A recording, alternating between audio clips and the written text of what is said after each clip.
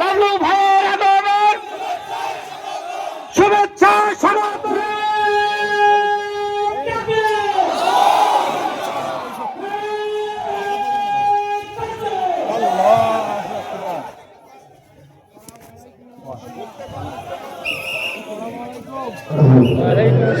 হিন্দু ভাইদের জন্য আদাব।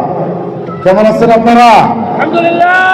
আজকে চলবলাবাসী যে ভালোবাসা দেখালেন, এখানে 80 বছরের কিছু বৃদ্ধ লোককে আমি দেখতে পাচ্ছি, এখানে প্যারালাইসিসে অসুস্থ বৃদ্ধ লোককে দেখতে পাচ্ছি। আজকের এই চলবলাবাসীর ভালোবাসায় কালীগঞ্জ আদিতমারি উদ্ভাসিত, ঠিক কিনা? আজকের এই ভালোবাসা বলে এই আসনে দাঁড়িপাল্লার বিজয় ঠেকানোর কোন স্কোপ নাই, ঠিক কিনা? এই এলাকার মানুষের হৃদয়ে দাঁড়িপাল্লার ভালোবাসা যেভাবে গঠিত হয়েছে, হৃদয়ে যেভাবে সেট হয়ে গিয়েছে, এই ভালোবাসা হুমকি দামকিতে মিলছে যাবে না, ঠিক কিনা? দুই একজন পোস্টার ছিঁড়ে, হ্যান্ডবিল ছিঁড়ে, ফেস্টুন ছিঁড়ে, আমাদের আমির জামাত কালকেও বলেছে, পোস্টার ছিঁড়ে মানুষের হৃদয় থেকে দাঁড়িপাল্লার ভালোবাসা মেশানো যাবে না, ঠিক কিনা? সম্মানিত ভাইরা, বাংলাদেশ জামাত ইসলামী চলবলা ইউনিয়নের তরুণ তুর্কি, আমাদের এই ইউনিয়নের সম্মানিত আমির, আমাদের প্রিয় ভাই, একটু দাঁড়ান, আমাদের প্রিয় ভাই মাওলানা আব্দুল লতিফ, যার নেতৃত্বে আজকের এই বিশাল সমাবেশ হচ্ছে, আজকের এই প্রোগ্রামের সম্মানিত সভাপতি, আমি শুরুতেই তাকেই ধন্যবাদ দেই। তার তরুণ নেতৃত্বে চলবলার আমূল পরিবর্তন এসেছে এবং আগামী দিনে আমরা মনে করি এই তরুণ তুর্কিরা এই আসনে ইনসাফের বিজয়ের জন্য ভূমিকা পালন করবে ইনশাআল্লাহ।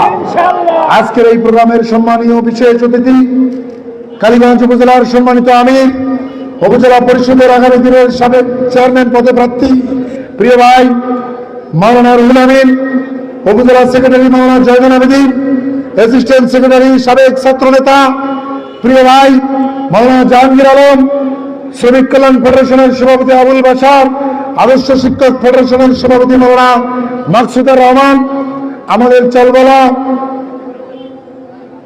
ফাজিল মাদ্রাসার সম্মানিত সাবেক প্রিন্সিপাল জনাব আলহাজ অধ্যক্ষ ইমদাদুল হক সহ এলাকার গণ্যমান্য ব্যক্তিবর্গ, এখানে উপস্থিত হয়েছেন গোরল ইউনিয়নের ভারপ্রাপ্ত চেয়ারম্যান সহ ইসলামী ছাত্র শিবিরের ইসলামী ছাত্র শিবিরের এখানকার দায়িত্বশীল ভাইরা, এবং আমার সামনে সম্মানিত উপস্থিতি, সম্মানিত সাংবাদিক ভাইরা, সম্মানিত আইন শৃঙ্খলা বাহিনীর রক্ষাকারী সদস্যবৃন্দ এবং মাইকের আওয়াজ যতদূর যাচ্ছেন, দোকানে বসে যে সমস্ত ভাইয়েরা শুনছেন, আজকে শিয়ালখোয়া বিশ্ববিদ্যালয় মাঠে চলবলা ইউনিয়নের ডাকে ঐতিহাসিক জনসভার ভোটার সমাবেশের যারা সাক্ষী হয়েছেন, আমি সবাইকে অভিনন্দন জানাই, শুরুতে স্বাগত জানাই। প্রিয় ভাইরা, আপনারা জানেন বাংলাদেশের মধ্যে উত্তরবঙ্গ, বিশেষ করে রংপুর বিভাগ একটি অবহেলিত অঞ্চল, বৈষম্য শিকার। দীর্ঘদিন এই অঞ্চলে একজন শাসক ছিলেন, তিনি সব জায়গায় বড় বড় কাজ করলেও রংপুর অঞ্চলে করে নাই, ঠিক কিনা? প্রিয় ভাইরা আমার, ৭১ স্বাধীন হয়েছিল এই বাংলাদেশ পাকিস্তানিদের শোষণ থেকে মুক্ত হওয়ার জন্য। পাকিস্তানিরা যে বৈষম্য করেছিল, সেই বৈষম্য থেকে মুক্ত হওয়ার জন্য ৭১ একটা স্বাধীনতা অর্জন করেছিল বাংলাদেশবাসী, কিন্তু মানুষের স্বাধীনতা অর্জিত হয়নি। আমরা একটা ভূখণ্ড পেয়েছিলাম, কিন্তু মানুষের স্বাধীনতা হয়নি, ঠিক কিনা? প্রিয় ভাইরা আমার, বাংলাদেশ স্বাধীন হয়ে গেল, পর সরকারের আসলো, সারা বাংলাদেশের কিছু কিছু জায়গায় উন্নয়ন করলেও পুনরায় রংপুর বিভাগের সঙ্গে, রংপুর অঞ্চলের মানুষের সঙ্গে বৈষম্য করা হলো, ঠিক কিনা? এই বৈষম্যের শিকার হতে হতে এক পর্যায়ে ৯০ সালে এসে গণঅভ্যুত্থানের ভিতর দিয়ে স্বৈর শাসকের পতনের পর গণতান্ত্রিক ধারায় বাংলাদেশ পরিচালিত হওয়ার মানুষ একটা আশা নিয়ে গণতান্ত্রিক ধারায় ফিরলো। কিন্তু তারপরে আমরা কি দেখলাম? আবার সেই নির্বাচনের কারচুপির ষড়যন্ত্র, আবার সেই ভোটের ব্যালট বাক্স চিন্তায়, আবার সেই মাগুরার নির্বাচন, যে তত্ত্বাবধায়ক সরকারের মাধ্যমে ক্ষমতায় এসেছিল, সেই তত্ত্বাবধায়ক সরকার আবার বাতিল করে একটা কারচুপির নির্বাচন করার চেষ্টা করেছিল, ঠিক কিনা? ফলশ্রুতিতে এই দেশবাসী আন্দোলন করে নতুন করে কেয়ারটেকার সরকার এসেছিল। তারপর একটি সরকার আসলো, তারা এদেশের আলেম ওলামার উপর অত্যাচার শুরু করলো। পরবর্তীতে আশার আলো দেখে মানুষ, শুরুতেই বলেছি সম্মানিত ভাইয়েরা, আমরা মনে করি পরবর্তীতে মানুষ আশার আলো নিয়ে আসলেন, নতুন একটি সরকার। সেই সরকারের এমন একটি পর্যায়ে শুরু হয়ে গেল, সেই সরকারের সামান্য একটি অংশ জামাত ইসলামী থাকলেও, দুজন মন্ত্রী থাকলেও, বেশিরভাগ জায়গায় ডমিনেট যারা করেছিল তারাও বাংলাদেশকে নতুন করে দুর্নীতিতে নিয়ে গেল, ঠিক কিনা? যদিও আমাদের দুজন মন্ত্রী আলী হাসান মোহাম্মদ মুজাহিদ শহীদ মৌলানা রহমান নিজামী তারা সততার পরিচয় দিয়েছিল। আবার একটি সরকার আসলো, তারা এদেশে ভোটটা বন্ধ করে দিল, দিনের ভোট রাতে করলো, আমি দাবি নির্বাচন করলো, একতরফা নির্বাচনের মাধ্যমে বাংলাদেশের ভোটের সংস্কৃতিকে ধ্বংস করে দিল, ঠিক কিনা? প্রিয় ভাইয়েরা আমার, কিন্তু ঘুরে ঘুরে একটা রংপুরের সাথে বঞ্চনা, এই রংপুরের সাথে বঞ্চনায় সর্বশেষ 24 জুলাইয়ে বৈষম্যহীন বাংলাদেশের স্বপ্ন দেখতে গিয়ে রংপুরের শহীদ আবু সাইদ রক্ত দিয়ে জীবন দিয়ে বাংলাদেশকে বৈষম্য মুক্ত করার আন্দোলনের নেতৃত্ব দিয়েছে। কিন্তু তারপর যে সরকার গঠিত হলো, রংপুরের সঙ্গে আর একটি বৈষম্য করা হলো, ঠিক কিনা? রংপুরের সঙ্গে কি বৈষম্য হলো? সারা বাংলাদেশ থেকে বিভিন্ন বিভাগ থেকে উপদেষ্টা নিয়োগ দেওয়া হলো, রংপুর বিভাগ থেকে কোনো উপদেষ্টা নেওয়া হলো না।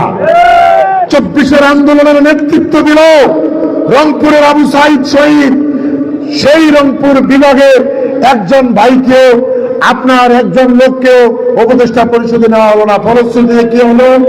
আমরা দেখতে পেলাম এই অর্থ বছরে কুমিল্লা জেলায় একটা মন্ত্রণালয়ে 2300 কোটি টাকা বরাদ্দ হয়েছে, রংপুর বিভাগের বরাদ্দ নয়। রংপুর বিভাগ তো দূরের কথা, আমাদের এই অঞ্চলে বড় কোনো ধরনের বরাদ্দ এখানে পাস হয়নি, ঠিক কিনা? তিস্তা মহাপরিকল্পনা নিয়ে, তিস্তা নদী নিয়ে এদেশে তারা এসেছিল, সকলেই রাজনীতি করেছে, কিন্তু তিস্তা পারের মানুষের ভাগ্যে পরিবর্তনের জন্য কোন উদ্যোগ কেউই গ্রহণ করে নাই। তিস্তার পানির জন্য রাজনীতি হয় ঢাকায়, কিন্তু ইন্ডিয়ার সঙ্গে যখন মিটিংয়ে যাওয়া হয়, তিস্তার ন্যায্য ইচ্ছা পানির জন্য বার্গেনিং এ কোন সরকারি ভূমিকা রাখে নাই, ঠিক কিনা? নতজানু পররাষ্ট্র নীতির কারণে আমাদের তিস্তা নদী এখন মরুভূমিতে রূপান্তরিত হয়েছে, আবার বর্ষার সময় আমাদের মরণ ফাঁদ হয়েছে, ঠিক কিনা? আমরা মনে করি রংপুরের সঙ্গে বারবার প্রতারণা করা হয়। রংপুরের মধ্যে লালমনিরহাট, আর লালমনিরহাটের মধ্যে আমাদের আদিতমারি কালীগঞ্জ। আমাদের কালীগঞ্জ আদিতমারিতে কি হয়েছে? গত 53 বছরে আপনাদের পরিবারের লোকজনদেরকে সরকারের উদ্যোগে কিংবা এখানে যারা এমপি নির্বাচিত হয়েছিল তাদের উদ্যোগে কোনো কাজ দিয়েছিল? বলেন সবাই, কাজ দিয়েছিল? হ্যাঁ না না? না, হ্যাঁ না না? আপনারা কৃষকেরা তাদের ন্যায্য অধিকার পেয়েছিলেন? কৃষকেরা তার বরাদ্দ পেয়েছিলেন? সঠিক সময় সার পেয়েছিলেন? সার ন্যায্য মূল্যে পেয়েছিলেন? হাসপাতালে সঠিক চিকিৎসা আছে? হাসপাতালে সঠিক চিকিৎসা আছে? আপনাদের সন্তানদের, আমাদের মেধাবী ছাত্রছাত্রীদের পড়াশোনার ক্ষেত্রে রাষ্ট্রীয় পৃষ্ঠপোষকতা কিংবা রাজনৈতিক দলগুলোর পৃষ্ঠপোষকতা কিংবা এমপিদের কোনো পৃষ্ঠপোষকতা ছিল? আমাদের নারীদের পুনর্বাসন ছিল? নারীদের কর্মক্ষেত্র তৈরি করেছে? কিন্তু অপরদিকে যদি প্রশ্ন করি, যারা এমপি ছিল তাদের সম্পদ 1000 গুণ বাড়ছে কিনা? বাড়ছে কিনা? হ্যাঁ না না? তাদের ছেলে মেয়েদের বড় বড় চাকরি হয়েছে কিনা? তাদের গোষ্ঠীর লোকের সম্পদ বাড়ছে কিনা? তাদের পরিবারের লোককে বিদেশে লেখাপড়া পাঠাইছে কিনা? তাদের চিকিৎসার জন্য বিদেশে যায় কিনা? প্রিয় ভাইয়েরা আমার, এই 53 বছরের কালীগঞ্জ আদিতমারিতে যারা নির্বাচিত হলেন, যে জনগণের ভোটে নির্বাচিত হলেন, সেই জনগণের চিকিৎসা, সেই জনগণের শিক্ষা, সেই যুবকদের কর্মসংস্থান, সেই নারীদের কর্মসংস্থান এবং কৃষকদের দিকে কেউ চোখ তুলে তাকায় না, কিন্তু তারা সেটা ভোগ করেছে। সম্মানিত ভাইরা, আমরা বলতে চাই, আমরা যদি নির্বাচিত হই, সবার আগে কালীগঞ্জ আদিতমারিতে 1.5 লক্ষ যুবক যুবতী, এখন 1.5 লক্ষ যুবক যুবতীর 3 লক্ষ হাত, এই 3 লক্ষ হাতকে আমরা কাজের হাত বানাতে চাই। এই 3 লক্ষ হাতে আমরা কাজ দিতে চাই। আপনি বাংলাদেশের মধ্যে সবচেয়ে কম রেমিটেন্স আহরণকারী জেলার নাম লালমনিরহাট। আপনি এখন গুগলে সার্চ দেন যে সবচেয়ে কম রেমিটেন্স আহরণকারী জেলার নাম কি, এটার নাম লালমনিরহাট। এটার মধ্যে যদি সবচেয়ে কম খুঁজি আমরা, সবচেয়ে কম বিদেশে থাকে কালীগঞ্জ আদিতমারিতে। কে ঠিক কিনা? প্রিয় ভাইয়েরা আমার, কেউ পৃষ্ঠপোষকতা দেয় না। আপনার ছেলে বিদেশে পড়ুক, এটা এমপি মন্ত্রীরা চায় নাই।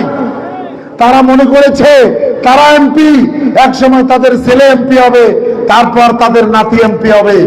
আর আপনি এখন আব্দুর রহমান, আপনি রিক্সা চালান, ভবিষ্যতে আপনার ছেলে রিক্সা চালাবে, তারপরে আপনার নাতি রিক্সা চালাবে। ঠিক কিনা?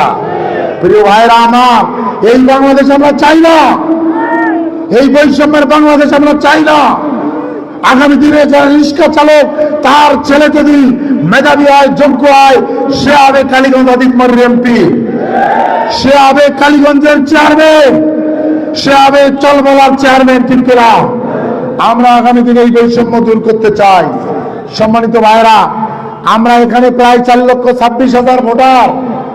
এই 4,26,000 ভোটারের মধ্যে 2% মানুষকে, মিনিমাম 2% মানুষকে আগামী দিনে বৈদেশিক রেমিটেন্স অর্জন যেন করতে পারে, সেই সহযোগিতা আমরা দেব ইনশাআল্লাহ।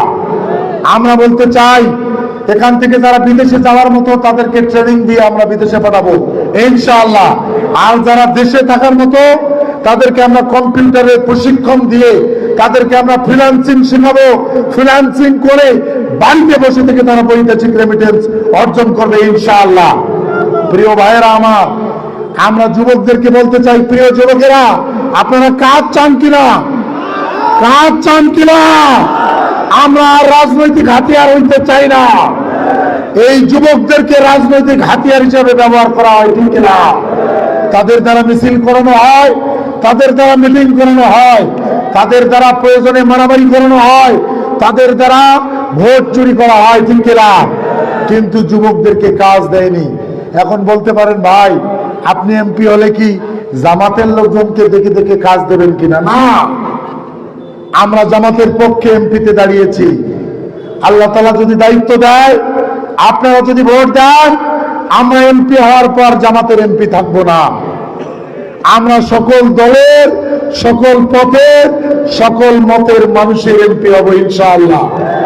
আমরা বলেছি, যারা বিএনপির ভাইরা রয়েছেন, আমরা এমপি নির্বাচিত হলে আমরা আপনাদের উপকার করব। আমরা বলেছি, যারা অন্যায়কারী নয়, সাধারণ আওয়ামী লীগের সদস্য, যারা ভালো মানুষ, যারা এদেশের নাগরিক, যারা সঠিকভাবে চলে, আমরা তাদের উপকার করব। আমরা চরমনাই জাতীয় পার্টি যারা রয়েছে, এই এলাকার কোনো দল বিবেচনায় কোনো কাজ করব না। প্রিয় ভাইরা আমার, আমরা প্রত্যেক বাড়ি কমপক্ষে একজন যুবককে ট্রেনিং এর আওতায় আনবো, একজন যুবতীকে ট্রেনিং এর আওতায় আনবো। ট্রেনিং দিয়ে সে যে কাজের উপযুক্ত, আমরা তাকে সেই কাজ দেব ইনশাআল্লাহ।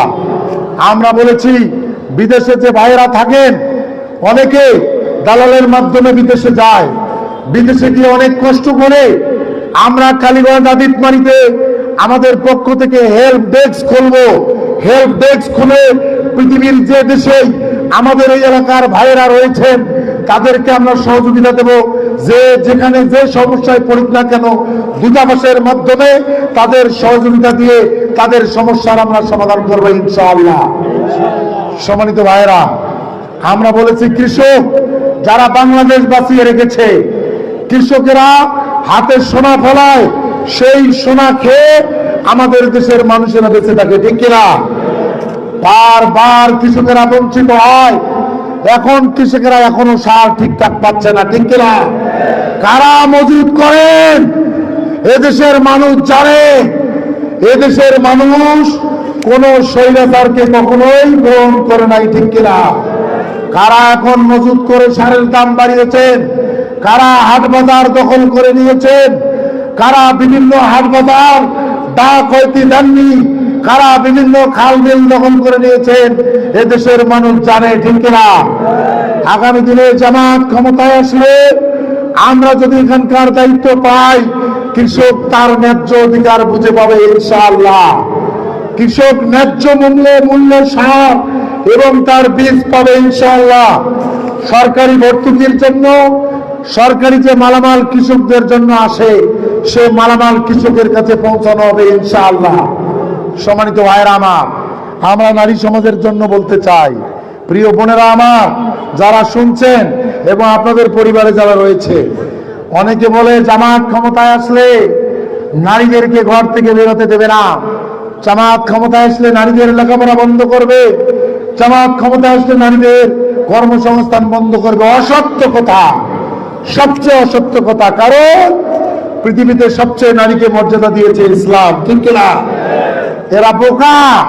জামাত ইসলামের বর্তমান আমির ডাক্তার শফিকুর রহমান, তার স্ত্রী একজন ডাক্তার, ঠিক কিনা? জামাত ইসলামের নায়েবে আমির ডাক্তার আব্দুল্লাহ মোহাম্মদ তাহের, তিনি ডাক্তার, তার স্ত্রী ডাক্তার, তার সন্তান ডাক্তার, ঠিক কিনা? সুতরাং প্রমাণ হয় যে এখান থেকেই প্রমাণিত হয় যে জামাত ইসলামী রাষ্ট্র দায়িত্বে আসলে নারীদের কাজের ক্ষেত্র আরো বাড়বে, ঠিক কিনা?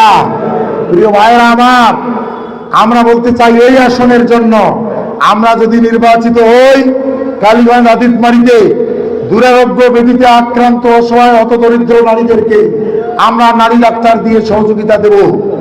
আমরা বলেছি, আমরা এখানে যে সমস্ত নারীরা উদ্যোক্তা হইতে চায়, যারা চাকুরি করতে চায়, যারা নিজেরা কর্মসংস্থান তৈরি করতে চায়, আমরা তাদেরকে ট্রেনিং এবং সহযোগিতা দেব ইনশাআল্লাহ। আমরা বলেছি যে সমস্ত নারীরা নির্যাতিত, পারিবারিক কিংবা সামাজিক, এই নির্যাতিত নারীদেরকে আমরা সহযোগিতা দেব ইনশাআল্লাহ।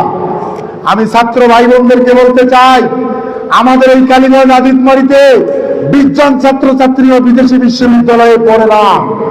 আমাদের এখানে যারা মেধাবী, অসহায়, হতদরিদ্র, বাংলাদেশের বিশ্ববিদ্যালয় মেডিকেল বুলেটে পড়ার জন্য এমপি বা রাজনৈতিক দলগুলোর কোনো পৃষ্ঠপোষকতা ছিল না।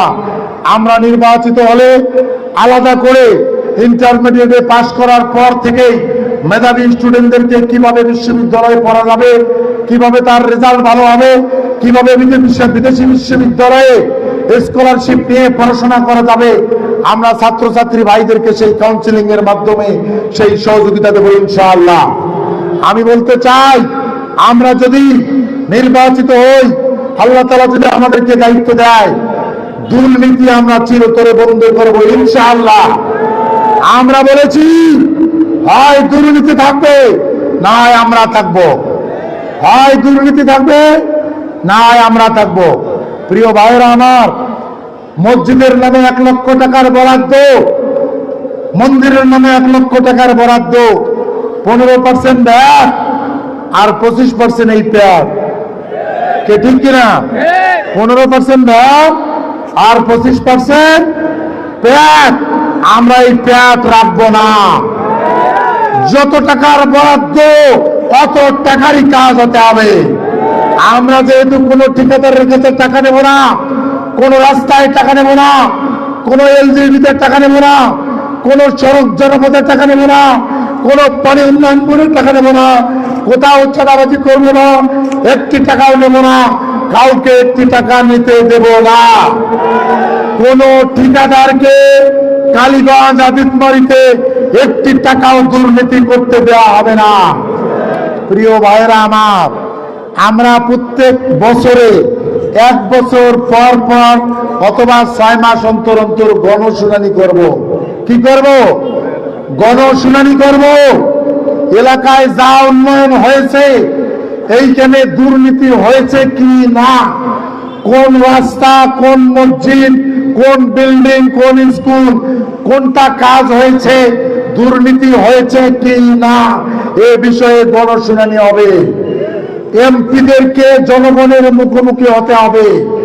আমরা বলেছি আল্লাহ তাআলা যদি আমাদেরকে দায়িত্ব দেয়, আমরা প্রত্যেক বছর আপনাদের মুখোমুখি হব।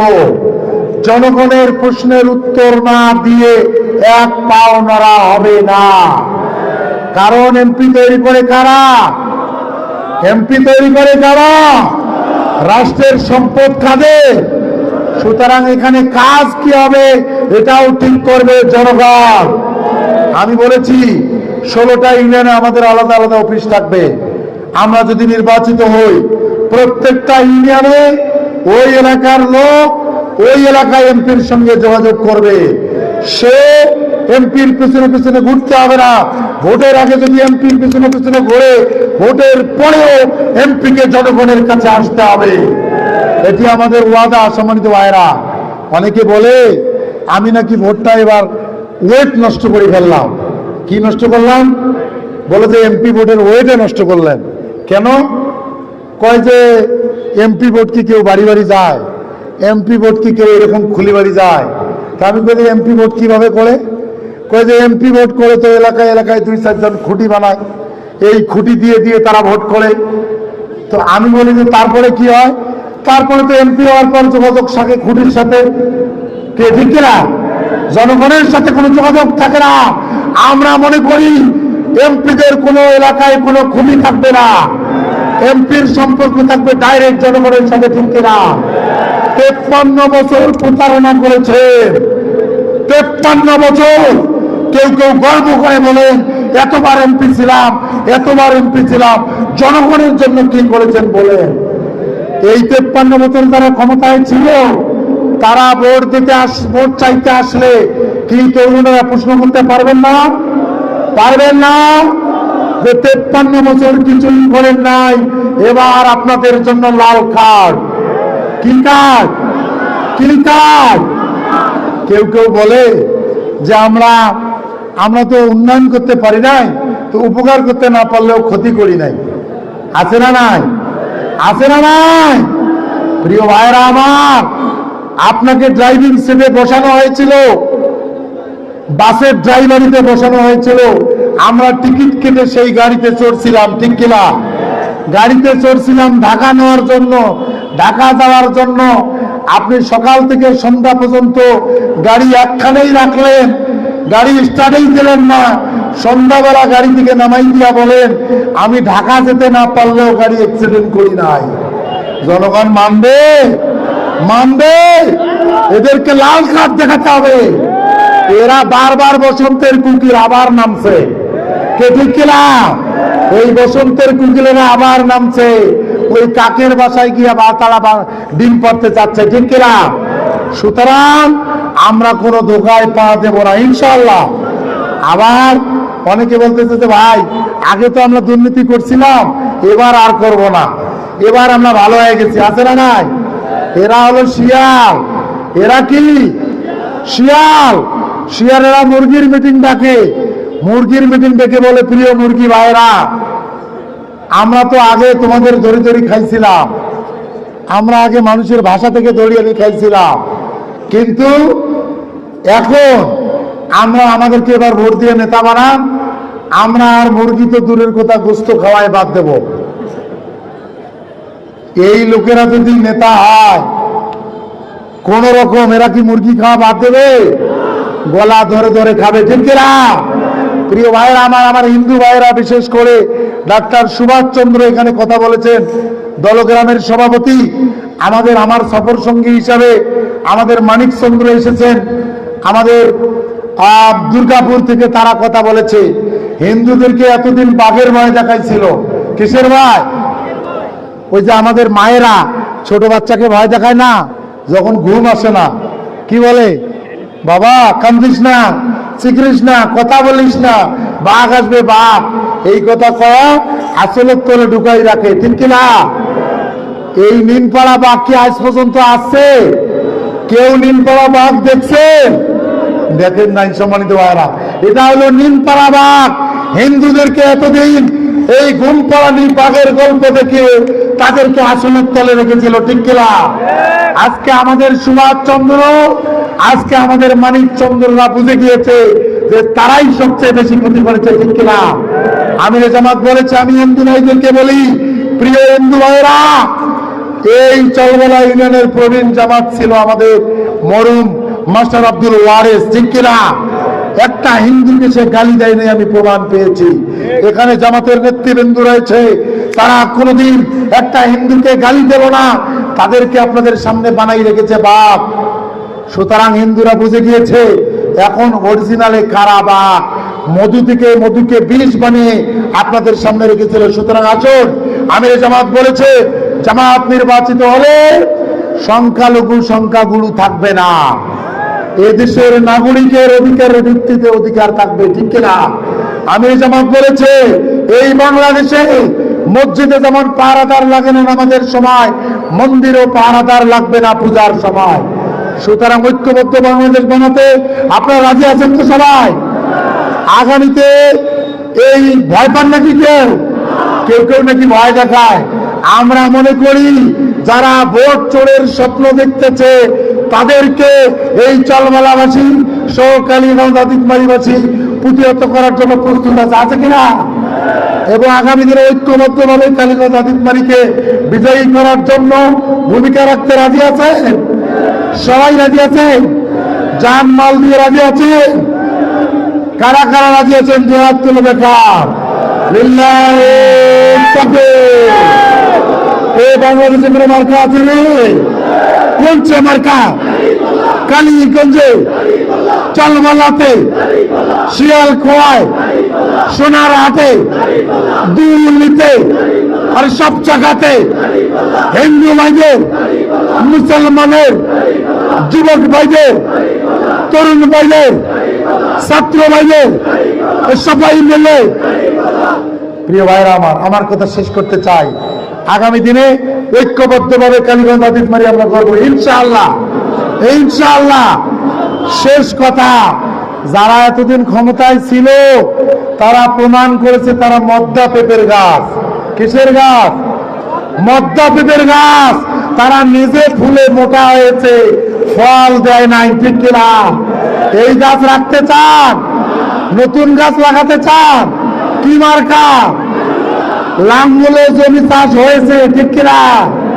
ধানের শীষে আবাদে সেই ধান কেটে এনে নৌকায় সেই ধান বাড়িতে আসছে, এবার বাকি আছে দাঁড়িপাল্লায় ওজন করা। কিসে ওজন হবে? জোরছে বলো। ধন্যবাদ সবাইকে। আসসালামু আলাইকুম রহমতুল্লাহ। আদাব।